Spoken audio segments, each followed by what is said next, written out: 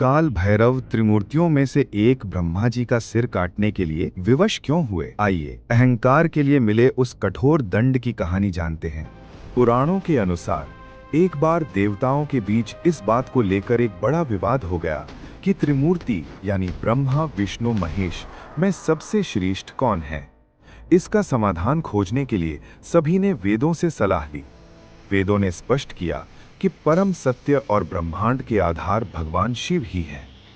यद्यपि भगवान विष्णु ने वेदों के इस निर्णय को खुशी खुशी स्वीकार कर लिया, लेकिन सृष्टिकर्ता ब्रह्मा इसे स्वीकार नहीं कर पाए। अहंकार से भरे ब्रह्मा ने अपने पांचवें सिर से भगवान शिव के स्वरूप और उनके गणों का घोर उपहास और अपमान किया। ब्रह्मा का अहंकार और उपहास सुनकर भगवान शिव अत्यंत क्रोधित हो गए। उसी भयंकर क्रोध में शिव ने अपनी भौहों के मध्य से एक अत्यंत भयानक और उग्र रूप उत्पन्न किया। मृत्यु और समय के स्वामी के रूप में अवतरित ये रूप काल भैरव कहलाया। भगवान शिव की आज्ञा से काल भैरव ने बिना किसी देरी के ब्रह्मा का वो पांचवा सिर काट दिया, जिससे उन्होंने शिव का अपमान किया था। इससे ब्रह्मा का अहंकार पूरी तरह से नष्ट हो गया। एक देव का सिर काटने के कारण काल भैरव को ब्रह्म हत्या का महापाप लग गया। ब्रह्मा का कटा हुआ सिर यानी कपाल काल भैरव के हाथ से चिपक गया। इसके अलावा वो पाप एक भयानक स्त्री के रूप में उनका लगातार पीछा करने लगा।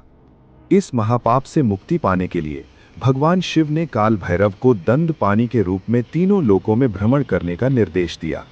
कई पवित्र तीर्थ स्थानों की यात्रा करने के बाद भी उन्हें शांति नहीं मिली, क्योंकि कपाल अभी भी उनके हाथ से चिपका हुआ था।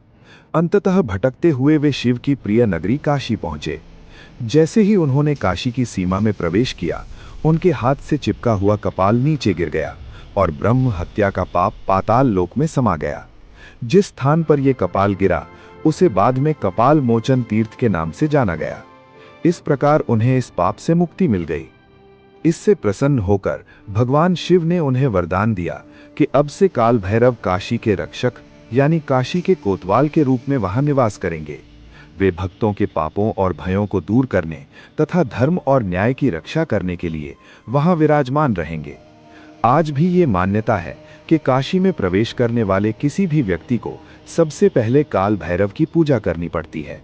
काल भैरव की पूजा करने से व्यक्ति समय अर्थात मृत्यु के भय से पूर्णतः मुक्त हो जाता है।